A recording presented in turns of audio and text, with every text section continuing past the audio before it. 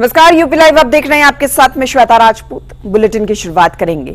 आज लखनऊ में सीएम योगी आदित्यनाथ रहने वाले के 2 दिवसीय सीएम युवा कॉन्क्लेव का शुभारंभ भी करेंगे। यूपी के युवाओं को बिजनेस के लिए वन स्टॉप प्लेटफॉर्म मिलने जा रहा है। सभी मंडलों में युवा कॉन्क्लेव आयोजित किए जाएंगे।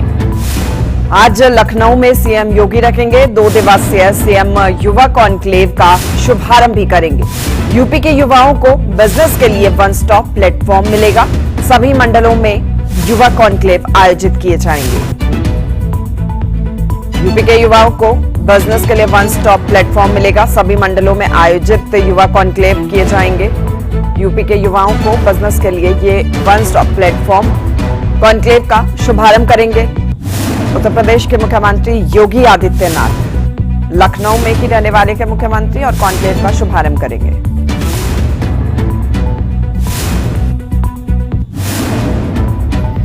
मुख्यमंत्री योगी आदित्यनाथ मंगलवार को गोरखपुर में पहुंचे, जहां पर उन्होंने नागपंचमी के अवसर पर गोरखनाथ मंदिर मेला परिसर में आयोजित कुश्ती प्रतियोगिता में खिलाड़ियों को पुरस्कृत किया। इस दौरान उन्होंने खिलाड़ियों का उत्साह बढ़ाते हुए बोले कि 2014 से खेलो इंडिया की घोषणा के बाद से अब युवाओं को नई पहचान मिल रही है। अब खेल कर भी नौकरी मिल रही है।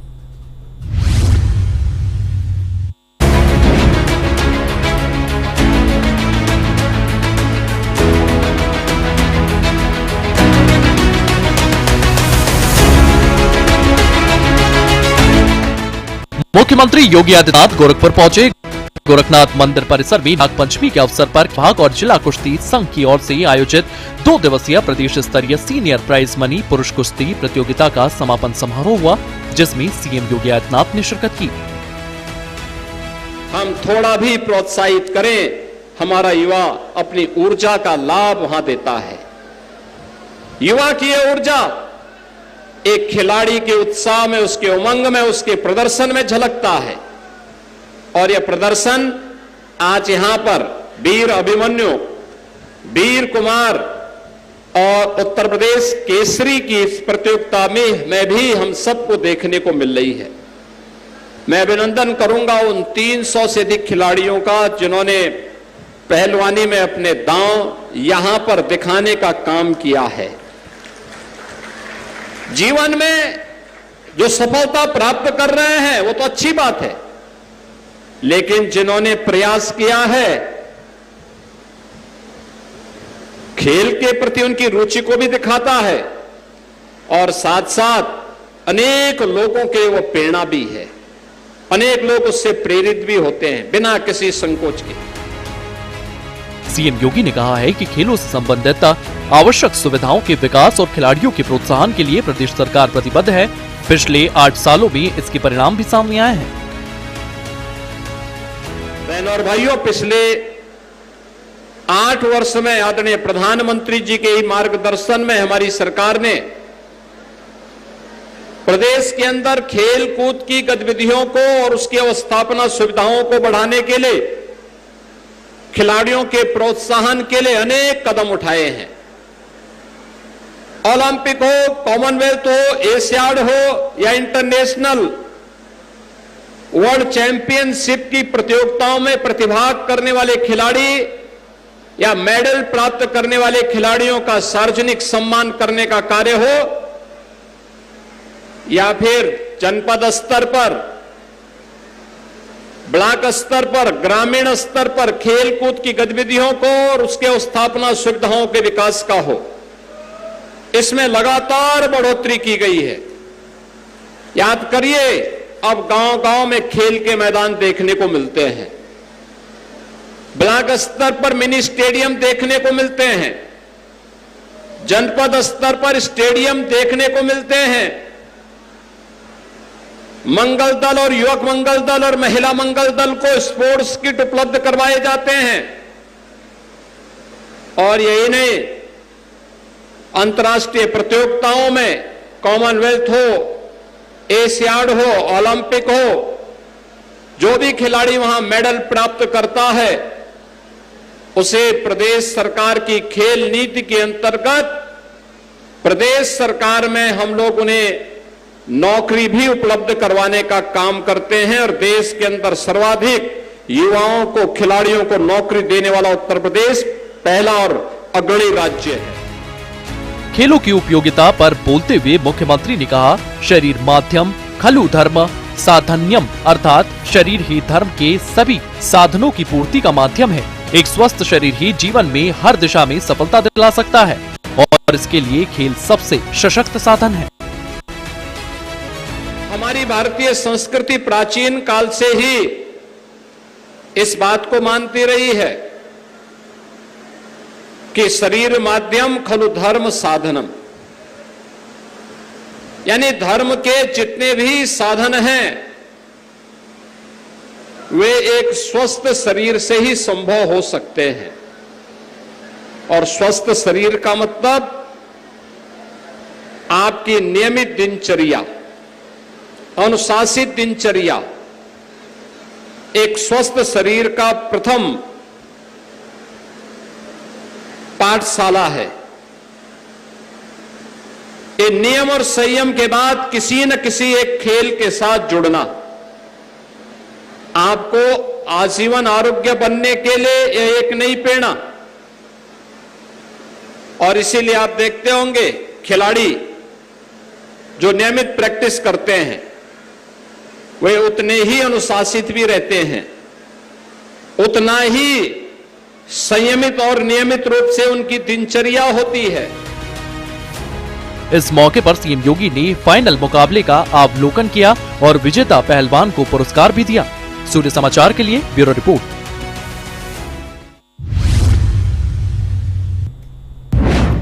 प्रधानमंत्री नरेंद्र मोदी की सेवापुरी के बनौली गांव में होने वाली जनसभा स्थल का मुख्यमंत्री योगी आदित्यनाथ ने निरीक्षण किया। सीएम योगी हेलीकॉप्टर से सभा स्थल पर पहुंचे, जहां बीजेपी के जिला अध्यक्ष और कार्यकर्ताओं ने उनका जोरदार तरीके से स्वागत किया।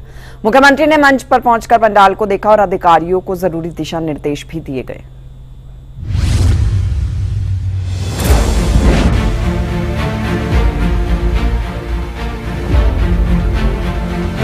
प्रधानमंत्री नरेंद्र मोदी के प्रस्तावित वाराणसी दौरे से पहले मुख्यमंत्री योगी आदित्यनाथ एक्शन में नजर आए। उन्होंने मंगलवार सुबह सेवापुरी पहुंचकर कार्यक्रम स्थल का निरीक्षण किया।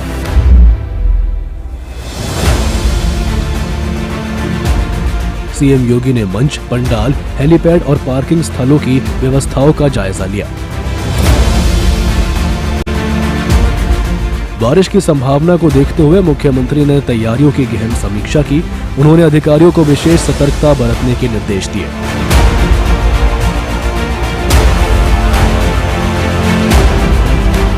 पंडाल निर्माण की प्रगति देखकर सीएम योगी ने कहा कि पंडाल पूरी तरह जल रोधक और मजबूत होना चाहिए। इससे बारिश होने पर भी कार्यक्रम प्रभावित नहीं होगा। सीएम योगी ने कार्यक्रम स्थल और पार्किंग क्षेत्रों में चेकर्ड प्लेट्स लगाने के निर्देश दिए। उन्होंने हेलीपैड निर्माण कार्य को समयबद्ध और सुरक्षा मानकों के अनुरूप पूरा करने को कहा। साथ ही आपातकालीन व्यवस्थाएं पूरी तरह सक्रिय रखने के निर्देश भी दिए। मुख्यमंत्री ने भीड़ प्रबंधन, अग्निशमन सुरक्षा, वैकल्पिक मार्गों और निकास द्वारों की समीक्षा की। उन्होंने दिशा सूचक संकेतों की व्यवस्था पर भी ध्यान दिया। आम जनता की सुविधा के लिए मुख्यमंत्री ने बैठने के लिए कुर्सियां, पीने के पानी और अस्थायी शौचालयों की व्यवस्था सुनिश्चित करने के निर्देश दिए। सीएम योगी आदित्यनाथ ने साफ तौर पर कहा कि प्रधानमंत्री मोदी के आगमन में किसी भी स्तर पर लापरवाही बर्दाश्त नहीं की जाएगी।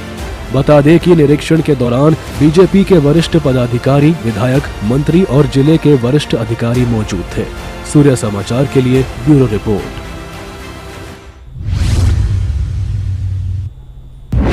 उत्तर प्रदेश में बुनियादी ढांचे को मजबूत करने और भविष्य की योजनाओं को धरातल पर लाने के लिए मुख्यमंत्री योगी आदित्यनाथ लगातार एक्शन मोड में हैं, जिसको लेकर मुख्यमंत्री योगी आदित्यनाथ ने प्रयागराज के सर्किट हाउस में विंध्याचल और प्रयागराज मंडल की विकास योजनाओं को लेकर समीक्षा बैठक की है। बैठक में खास तौर पर लोक निर्माण विभाग के अंतर्गत चल रहे और प्रस्तावित विकास कार्यों की विस्तार से समीक्षा की गई है। मीटिंग के दौरान कई अहम फैसले लिए गए, जिनका सीधा असर इलाके के आधारभूत ढांचे और सड़क व्यवस्था पर होगा। आखिर क्या है वो फैसले, जानने के लिए रिपोर्ट देखिए।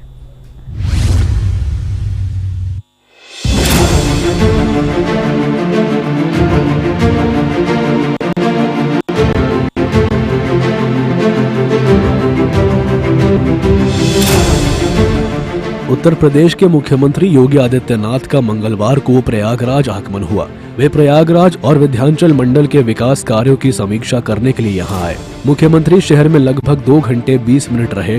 इसके बाद वाराणसी के लिए रवाना हो गए। इस समीक्षा बैठक में दोनों मंडलों के 7 जिलों के लिए सांसदों और विधायकों विकास कार्यों के प्रस्तावों की मुख्यमंत्री योगी आदित्यनाथ ने स्वीकृति भी दी। इन सब जिलों के लिए अरबों रुपयों के लोक निर्माण विभाग, ऊर्जा और नगर विभाग के प्रस्ताव तैयार कराए गए हैं। बैठक में लोक निर्माण विभाग के पुलों, सड़कों तथा ऊर्जा विभाग के विद्युत उपकेंद्रों से लेकर लाइन के प्रस्तावों पर चर्चा हुई। नैनी में लेप्रोसी मिशन चौराहे से रामपुर बाजार के आगे तक एलिवेटेड रोड का प्रस्ताव तैयार है। गंगा और यमुना पर 5 पुलों के निर्माण की परियोजनाएं प्रस्ताव में शामिल है। इन ब्रिजों के निर्माण से जनपद के लोगों के साथ ही आसपास के 9 जिलों के निवासियों को भी लाभ होगा। मंडल भर में 60 से ज्यादा सड़क परियोजनाओं का कार्य भी शामिल है। ये सभी जिला मार्ग हैं, जिनके बनने से 23 विधानसभा क्षेत्रों के लोगों को सीधा फायदा मिलेगा। बिजली विभाग के उपकेंद्र और लाइन के 30 से ज्यादा प्रोजेक्ट का प्रस्ताव तैयार है। इससे 7 विधानसभा क्षेत्रों के 430 गाँव के लोगों को लाभ मिलेगा। बिजली व्यवस्था में सुधार होगा तो उपभोक्ताओं को लो वोल्टेज की समस्या का समाधान हो जाएगा।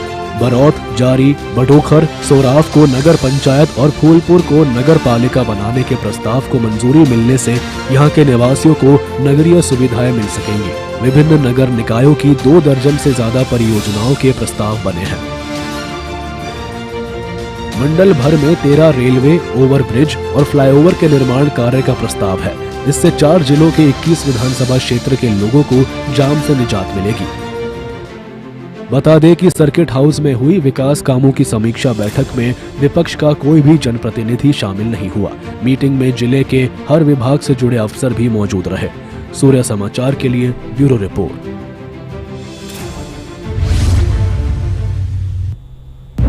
और चले खबरों में आगे बढ़ेंगे। जन्माष्टमी का त्योहार आने वाला है। जन्माष्टमी से पहले अलर्ट मोड पर प्रशासन की टीम है। मथुरा में मॉक ड्रिल का आयोजन किया गया। श्री कृष्ण जन्मभूमि परिसर में मॉक ड्रिल आयोजित हुई। चप्पे चप्पे पर पुलिस का कड़ा पहरा कर निगरानी की जा रही है ताकि किसी भी तरीके की अव्यवस्था यहां पर ना बन पाए। जन्माष्टमी का त्योहार है और उससे पहले अलर्ट मोड पर प्रशासन है। प्रशासन की ओर से तमाम तरीके के प्रबंध किए जा रहे हैं। सुरक्षा को लेकर भी प्रबंध किए जा रहे हैं क्योंकि जन्माष्टमी के त्योहार पर देश भर के अलग अलग इलाकों से श्रद्धालु पहुंचते हैं। मथुरा में पहुंचते हैं, श्री कृष्ण भूमि में, जन्मभूमि में पहुंचते हैं और इस दौरान तैयारियों को लेकर मॉक ड्रिल का आयोजन किया गया है। परिसर में मॉक ड्रिल आयोजित हुई है। चप्पे चप्पे पर पुलिस का कड़ा पहरा है। चेकिंग भी लगातार की जा रही है और साथ ही साथ मॉक ड्रिल का आयोजन भी हुआ है, ये देखने के लिए कि किस तरीके के प्रबंध किए जा रहे हैं और कितनी मुस्तैदी।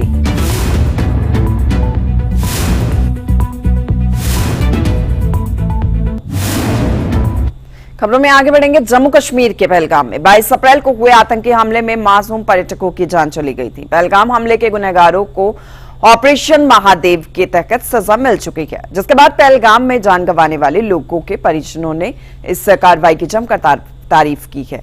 सरकार और सेना का आभार जताया।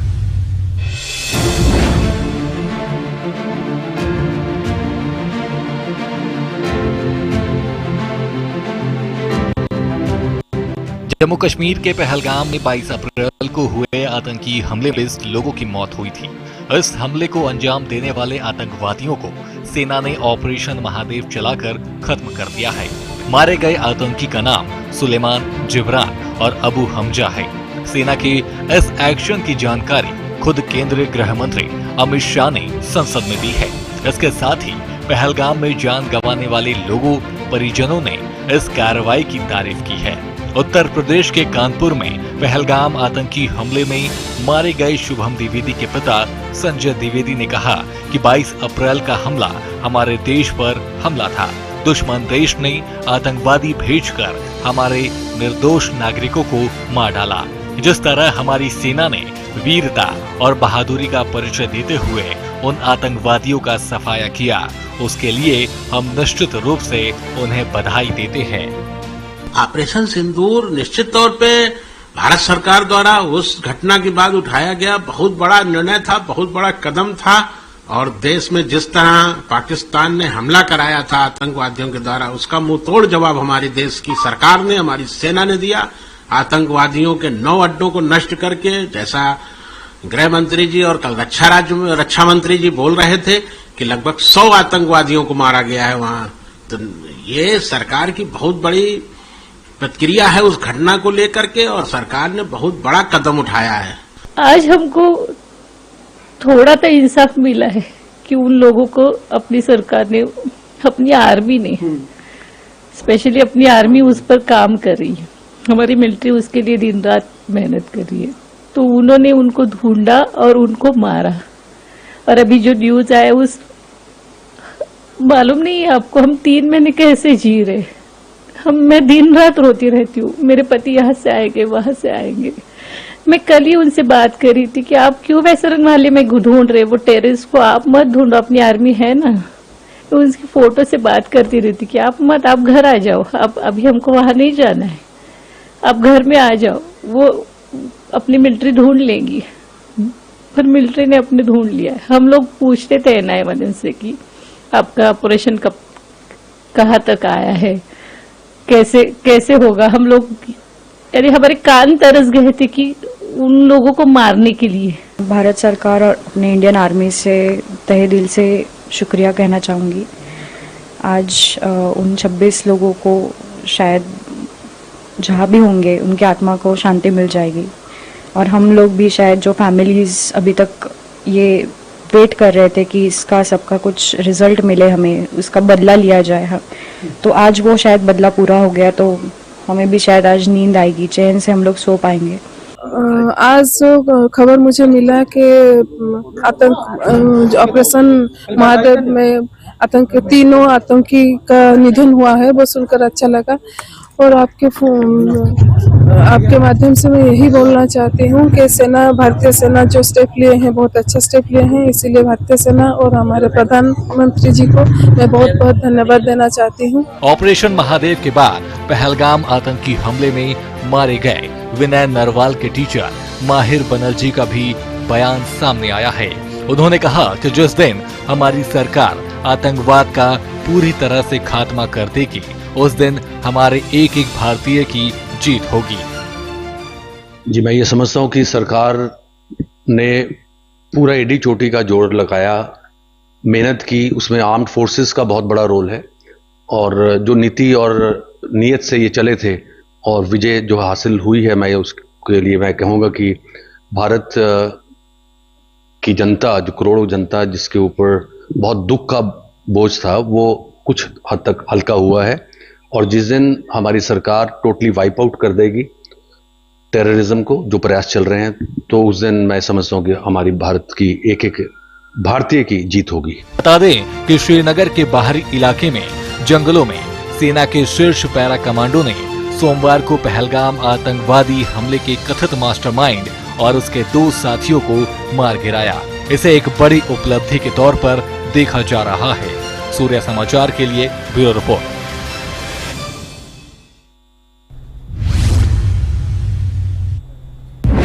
और चलिए आगे बढ़ेंगे खबरों में। धर्मांतरण गिरोह के 10 आरोपियों को पुलिस ने मंगलवार को कोर्ट में पेश किया। इनमें से 4 आरोपियों को पुलिस ने दोबारा से रिमांड पर लिया। अब पुलिस पूछताछ के दौरान उनसे गिरोह से जुड़ी अहम जानकारियां सामने लाएगी।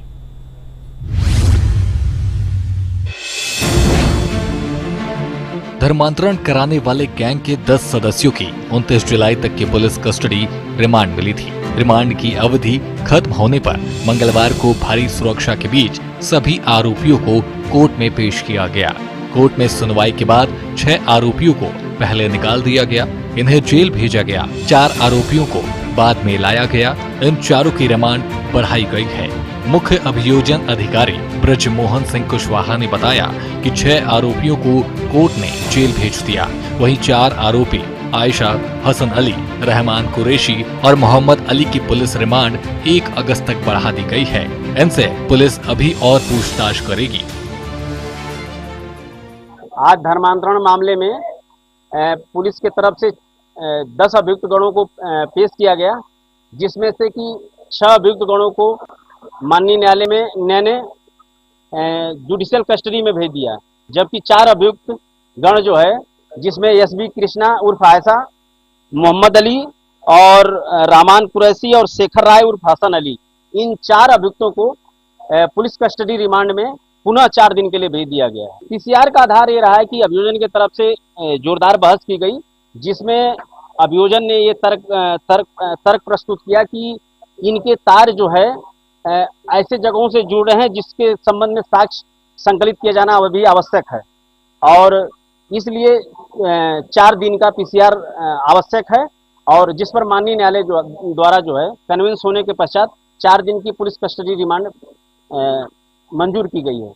हाँ, इसमें अभी तक जो प्रकाश में मामले आए हैं, कुछ जो भी ये धर्मांतरण मामले से संबंधित अभियुक्त हैं, इनके कुछ लोगों के संबंध पाकिस्तान से भी है। बता दें कि रिमांड पर पूछताछ के दौरान पुलिस ने गैंग के प्रत्येक सदस्य के खिलाफ साक्ष्य जुटाए हैं।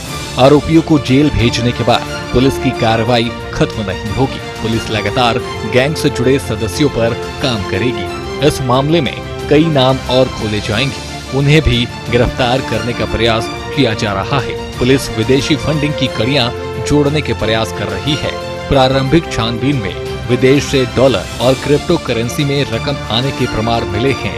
आयशा के पास भी दुबई और कनाडा से फंडिंग आया करती थी। आयशा ने अपने बयानों में बताया कि यह रकम उसे धर्मांतरण कराने के लिए भेजी जाती थी। जिसका धर्मांतरण कराया जाता था, उनकी इसी रकम से मदद की जाती थी। सूर्या समाचार के लिए ब्यूरो रिपोर्ट। यूपी लाइव में फिलहाल के लिए मेरे साथ इतना ही। आप बने रहिए हमारे साथ। नमस्कार।